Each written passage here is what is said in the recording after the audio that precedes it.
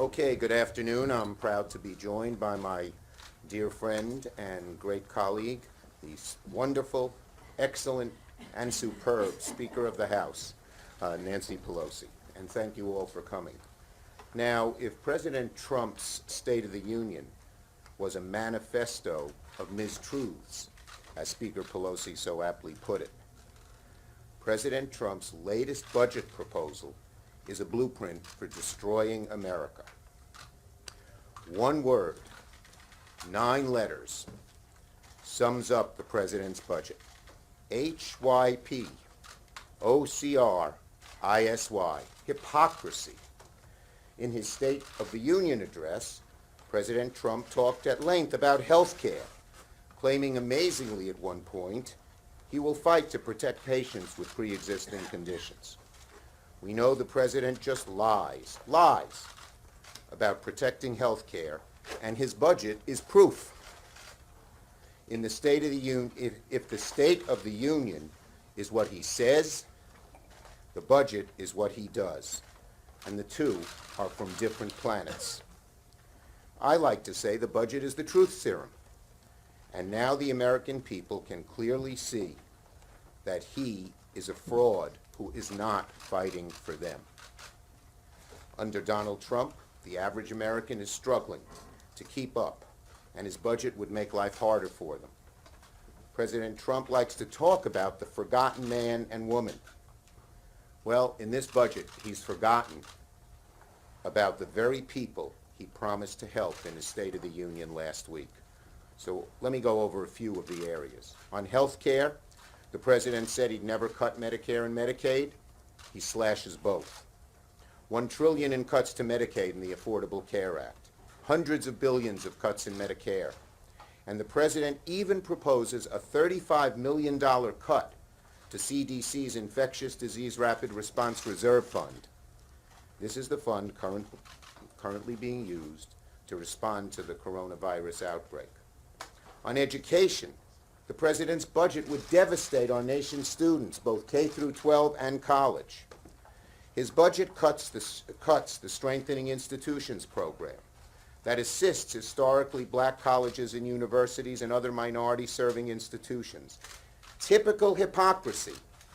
At the State of the Union, he was bragging how he helps HBCUs. His budget cuts them.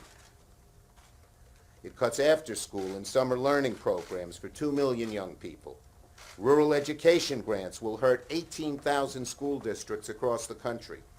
In the president's budget, hundreds of billions of dollars would be slashed from student loan forgiveness.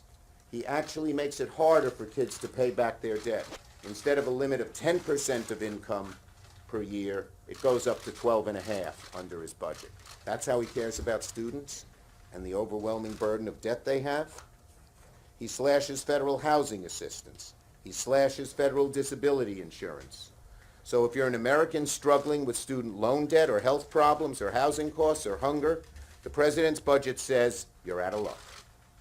Meanwhile, if you're a millionaire, billionaire, a corporation, a big oil wildcatter, the president's budget says you're in luck. You're in clover. And lastly, the president's budget doesn't make it harder to fight climate change alone. It would exacerbate, make worse the climate crisis. Not just not fight it, but make it worse. He cuts EPA funding by more than 25%.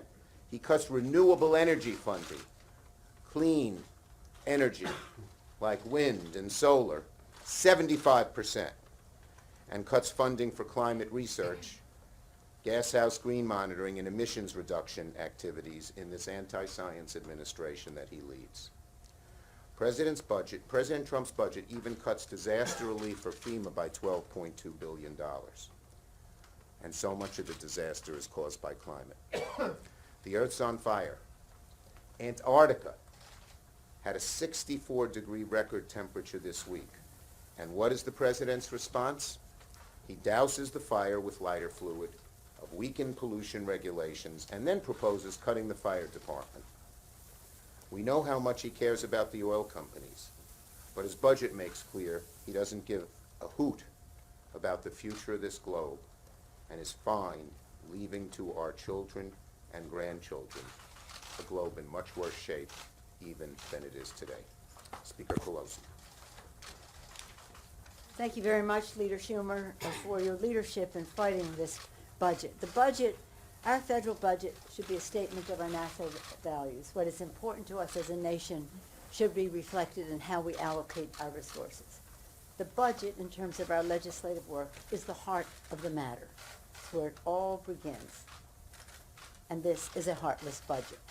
It's a heartless budget in some of the ways that the distinguished leader spelled out, and I think it does bear repetition to say what he is doing. Slashing $500 billion from Medicare. After he stood in front of the House and said, I'm protecting Medicare and Social Security. $500 billion out of Medicare. And from Medicaid, $900 billion. So if you're sitting at home at your kitchen table and you're a senior, or if there's a senior in your family on Medicare, you're getting cut.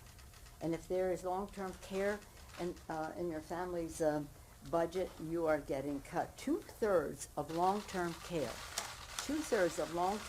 is paid for by Medicaid. This is a middle-class benefit. Those cuts endanger the health of seniors and long-term care needs and for them and their families. And these Medicaid cuts also hurt rural hospitals, people seeking opioid addiction treatment, veterans and their families. More than 1 million veterans are on Medicaid. So $900 billion cut from Medicaid. At the same time, the president is in court fighting to overturn the Affordable Care Act, which has, as you mentioned, the pre-existing condition benefit, so important to all of those families. But in this budget, what could possibly be his motivation to cut all that money from the CDC that you mentioned at the time of the coronavirus and the threat that is, cutting money from CDC, the Center for Disease Control, using the full title, the prevention element of the good health of the American people. What could he be thinking? Maybe I'm using that term loosely. The president said he would fight for farmers. We all want to fight for farmers.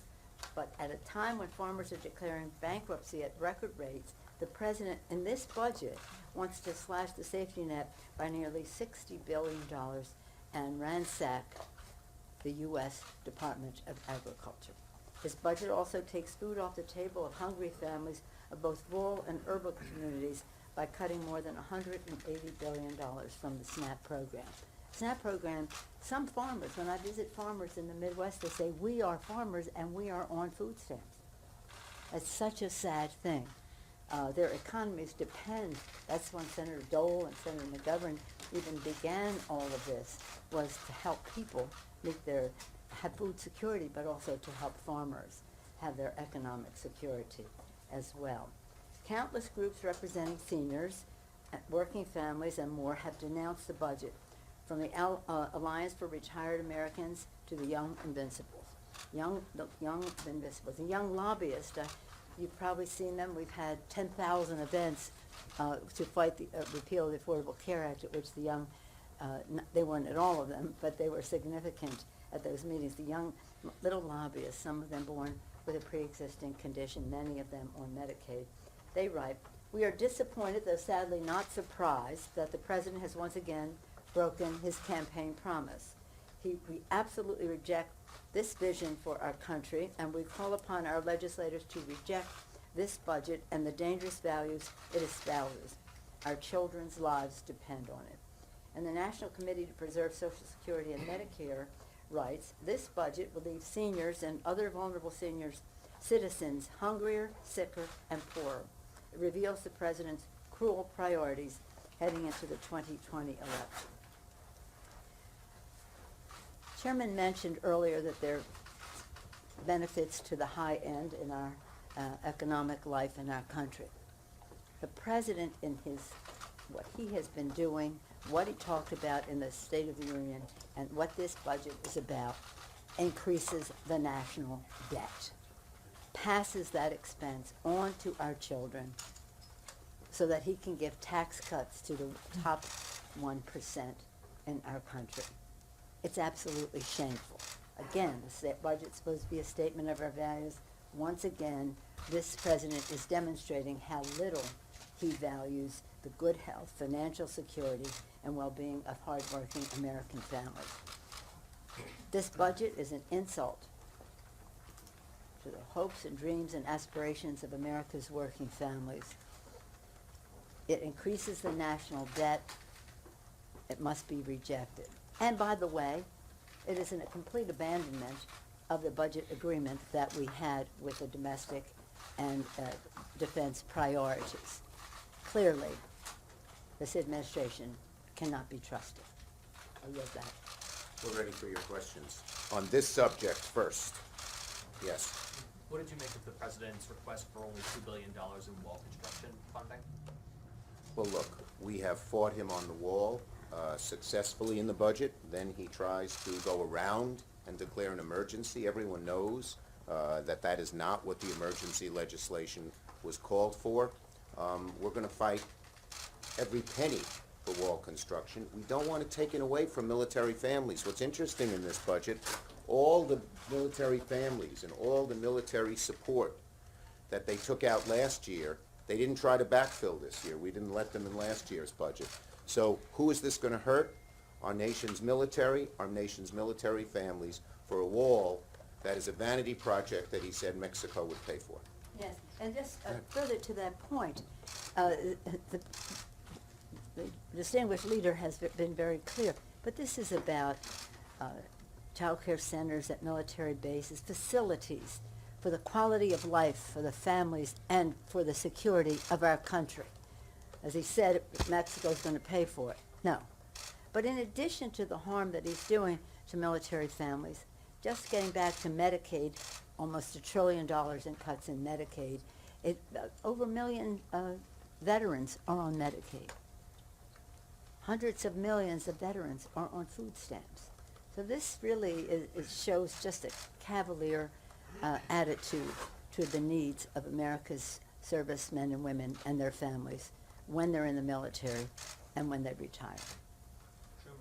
On the issue of Medicare, both of you have been around a long time, and you voted for cuts to Medicare in the past, either to reduce the deficit. No. We opposed whatever it Well, I mean, was. The Gang of Six. You used Medicare, for instance, to help pay for the Affordable Care Let me Act. correct you right there because you should not go any further down that path in friendship. The fact is, in the Affordable Care Act, we got rid of some waste and abuse in Medicare and used that money to prolong the life of Medicare. Medicare was not how we funded the Affordable Care Act. The Affordable Care Act is how we strengthened Medicare. So don't buy into that false no net premise. reduction. No, and Medicare. In fact, we increased the longevity of it. And that has been one of the things they say, oh, you used Medicare, but we did not. Well, We did not. Trump is making the same arguments about his approach to cutting Medicare as well, but that money goes. He didn't, preserve the No, program. no. he But didn't what put I'm- it, wait, No. he didn't put a nickel of that back into health care. Not a Or nickel, that's the Medicare. difference. Yeah. Or to Medicare. Yeah. So he's not, he may use that argument, but he will use it falsely. This is very important that we have clarity on this subject because we're talking about America's working families. We're talking about Medicare, which is essential to not only the health but the financial security. We are also talking about Medicaid, which is a middle income benefit, although people think of it being for poor people, poor children, yes. But as I mentioned, about two-thirds of it being of long-term care being covered by Medicaid, which is now being cut by almost $900 billion. But also to put this in a perspective about what that means to America's working families, why are they doing this? They're doing this so that they can give advantages to the high end. We want to see balance in all of this. We want to see where we can find savings. Let's subject everything we spend to harsh scrutiny so that the results for the American people are the best that they can be. But don't get in front of an audience and say, I'm here to protect Medicare, Social Security, and people, and we say Medicaid too, and then put a budget like this forward and then try to say we did something on the health care bill, which we did not. Go ahead, Chad. This subject, Yes, yes. So Chairman Yarmouth says he doesn't intend to move a budget resolution this year because we have the two-year Two-year agreement. budget. Senator Enzi said, he's not going to have a hearing on this. That said, and I understand. I don't blame him. Would you want that subjected to exposure? Yeah. But that said, since, when I talked with senior appropriators on both sides, they said they don't intend to come off of the agreement here. So obviously, none of this that we're discussing is going to, become law. I mean, Speaker Pelosi says it well. You want to know the values of a president? Don't listen with this president in particular to the State of the Union address. Look at his budget. And it shows his values are so off base. Left to his own devices, he would do this. We stop him. We fight him. But make no mistake about it, this is just what he wants to do, and the American people should know about it loud and clear. And we have a saying in the House, show me your budget, show me your values. That's where it is. And this is really a statement so undermining of the values of what America is as a community, what we are about respecting what the needs are of America's working families. This is really important because it is also part of the anti-governance attitude of the Republicans. See, if they can diminish Medicaid, diminish Social Security, take away the disability benefits, reduce the disability benefits in Social Security, what is the advantage of that? And I might add, because the distinguished leader talked about education, there's nothing that brings more money to the Treasury than investment in education. Early childhood, K through 12, higher education, post-grad, and lifetime learning for a worker. So when they say they're making a cut in education, they're increasing the national debt and undermining the aspirations of the American people and the competitiveness of our country. This subject, are you to this subject? Related. No, go to this subject first. I know your act, come on. Mr. Speaker, you said that the funding levels for the defense and non-defense sides of the budget violate the framework of the budget agreement. The non-defense side. And the Not the non-defense and defense. defense side, how would you address that? Well, we're going to write our bills according to the agreement that we have with the administration. And as we did this year, we were able to avoid a shutdown, even though the president was threatening one, because we honored the budget agreement in a bipartisan way, House and Senate. And that's what we will do again. One more on this subject, and then we'll stray a bit. Yes. Are you actually saying that Medicare benefits are cut? Because the administration says these are cost control items. Are you really arguing here that Medicare? We'll get you the details. There are cuts in programs that benefit Medicare, that go to Medicare, absolutely. Yes. Great, thank you. So both of you have said that campaign finance is a priority of yours. What do you make of the fact that Michael Bloomberg is spending $1 billion or more, could upend the Democratic primary system? Is that good and okay for Look, the both of us system? stand strongly, and our whole caucuses do, from one end to the other, that we want to do everything we can to get rid of Citizens United, that we want to go back to the days of real campaign finance reform, and we stand for that, plain and simple. And we will, if we get the majority, if God willing, the Speaker keeps the majority, I think both have a good chance of happening, that's going to be a top priority. It is a top priority for us now. We passed H.R. 1, and H.R. 1, we did three things when we ran in 2018. For the people, we said we were going to lower the cost of health care for America's families by lowering the cost of prescription drugs as we protected the pre-existing condition benefit. Lower health care, bigger paychecks by building the infrastructure of America in a green way, a resilient way for the future. We thought in those two areas we could find some common ground with the administration because the president said he was going to negotiate like crazy on reducing cost of a prescription drug. I guess like crazy means not at all. And hopefully we can still find a path on both of those, lowering cost of prescription drugs and building the infrastructure. And 3, cleaner government. I don't know that we have much hope with him in that regard. However, it was about lowering the influence of dark special interest money in elections, as well as giving opportunity for small donors to weigh in, that everybody thought that his or her voice counted as much as anyone else's, was John Lewis's provisions in there to end voter suppression and the rest of that. We have 3 bills. You have 3 bills on the floor right now. Right, In on terms election of security. election security, and that is the SHIELD Act, the SAFE Act, elements of H.R. 1. Why are the Republicans so afraid of stopping foreign interference in our elections?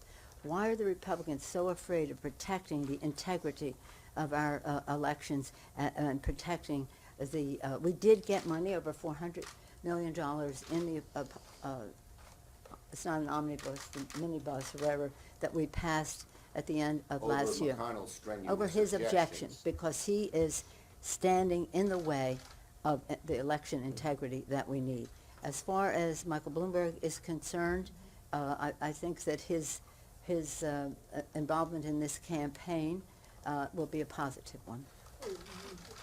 Bernie Sanders. And by the way, just one other point on that. H.R. 1, we have asked countless times for McConnell to let us bring it to the floor,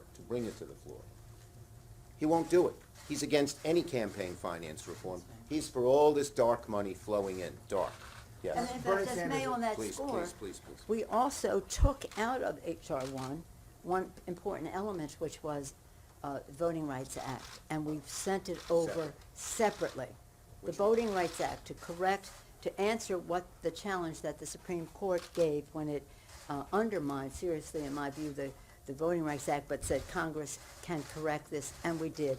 And he won't bring that up too. And across the country, those who are interested in the Voting Rights Act are paying keen attention to the fact that he will not even bring up a Voting Rights Act, which we passed, when we passed it originally in 06, 07, it was 06, but can't be effective in 07. President Bush signed it. It was overwhelming, I think unanimous in the Senate. In the House, 400 votes, something like that. And now we can't even get it brought up on the Senate floor. Both bills are part of McConnell's legislative graveyard. Last So, question. Bernie Sanders is, of course, running at the top of your field right now. Would both of you be comfortable with the so-called democratic socialist, as he calls himself, at the top of your ticket? Primaries are primaries, and there are always lots of Sturm and Drang.